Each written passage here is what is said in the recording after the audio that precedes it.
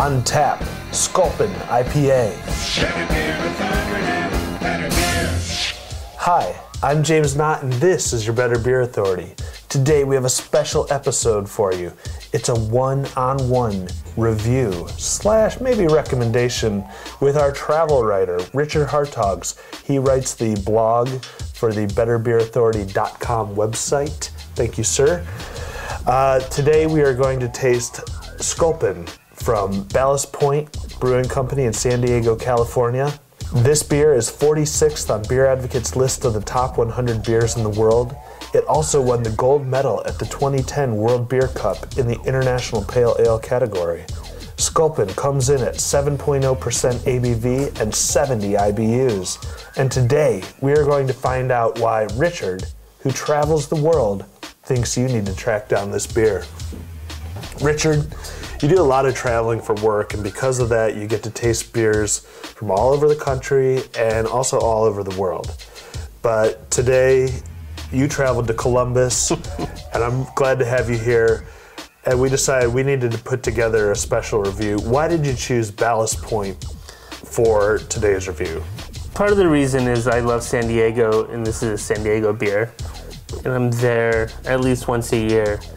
And I feel that with the San Diego beers, you immediately think of Stone and Green Flash, which are fantastic breweries. Lost Abbey, are they San Diego? I don't know. Stumpy Joe Jr., are they San Diego? Keep going. I know Pizza Port's making a big name, or with the Port Brewing. And Ballast Point's coming along, and I think there should definitely be in the San Diego conversation. How would you describe this beer to the viewers at home? It's close to your typical West Coast IPA, but a little more citrusy than piney. When we were drinking it and trying to figure out this beer, well, I've had it many times, and you not so much, or never, right? I've never had it, no. Okay. So, you said, I was saying it's not as dry as most, and you're saying it is dry. And then you're like, wait a minute, there's a little more to it. So it kind of sneaks up on you.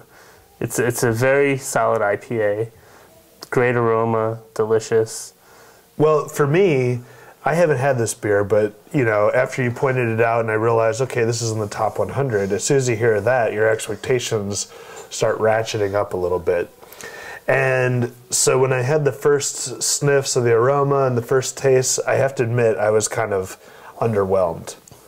But then as I sat here and was able to focus more on the beer, I really started appreciating, like, there's the bitterness in the IPA is kind of citrusy, but it's almost drier than I would expect when I call it citrusy. And I could see how this would be like a Hophead's session beer. It's not going to wreck your tongue like you said to me earlier. This is kind of one that bitterness is just there and just begging you to come back for more. Yeah, most of the times I have it on draft. For most of you who don't know me, I'm in the Washington, D.C. area, and this is on draft at many places. So I've actually only had the bottle a couple times. I think it maybe loses a little bit in translation, because when I have it on draft, I don't really see it as a big-time session beer, or even a Hophead session beer. But the bottle version is definitely, this one seems more mild. And I know people are going to ask, is it fresh? And it is fresh. This bottle, it says drink before January 13th. Is it 13th or 22nd? One of those dates. And for the record, today is December something.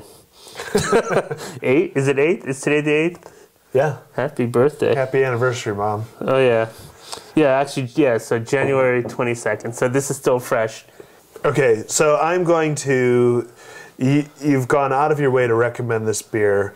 What would be your rating on the BBA scale? Because if this is the one that you're recommending... I would recommend it an 8. Keep in mind it was what we could find in a store here in Columbus. And this is what I saw, what I wanted to do. So it definitely solid 8. I was thinking about a 9. And But you think, like for you, you recommend that people try it, but this is not like a top 10 beer for you? I would agree with that statement. Okay. It's a beer I would go back to a lot. And I do. When I see it on tap at some of the beer bars I go to back home, I'm always going to try other stuff, but I always end up back at this at the end of the night when I'm ready to just have IPAs. Okay. Yeah, and I don't normally rate beers, but today I'm going to give it an 8. I think it's definitely a good, solid IPA. It's very dry. I wasn't overwhelmed by the aromas, but, it's got a nice aroma, and I think people should try it. I'm definitely going to go back to it in the future, especially if I see it on tap somewhere. I'm definitely going to be more likely to order it on tap now that I've tried it. So Richard, you travel all over the world and you write the travel blog for our website. And what do you look for when you go to a new destination? If someone wants to go on a beercation, where do they start? It's a great question. For example, I just released my Toronto beer blog. I was there last weekend, and I really just went on a whim with a friend. We had a cheap flight, and I think beer bars are a great way to meet people and get to know a city. So I did some research. Ratebeer.com, BeerAdvocate.com both have travel sections where they list stores, restaurants, bars, breweries. So I went there, and also through our BBA fans, I had an interaction with somebody on... I noticed on our Thomas Creek interview, you're interacting with some Canadians. I didn't feel comfortable with that. Yeah, sorry. Can I be a turncoat and go Canadian? So that's pretty much it. I'll ask people at hotels also, or if I know locals. And that's how I start. I'll definitely look for micro breweries there also. And I go from there. And this one beer bar I went to, called Bar Hop, was one of the best beer bars I've been to ever. And I was at a different pub before watching some football on a Sunday night, and the selection was just Canadian adjunct lagers, if you will. Right. And like Molson, or? It was Alexander Keith's is pretty big up there, which is owned by Labatt. And so I chatted up the bartender. It was pretty cute. And told her where can I get good beer, and she recommended this place like 3 blocks away. And, oh man, I paid my tab, gave her my number. I haven't heard from her yet. That I will.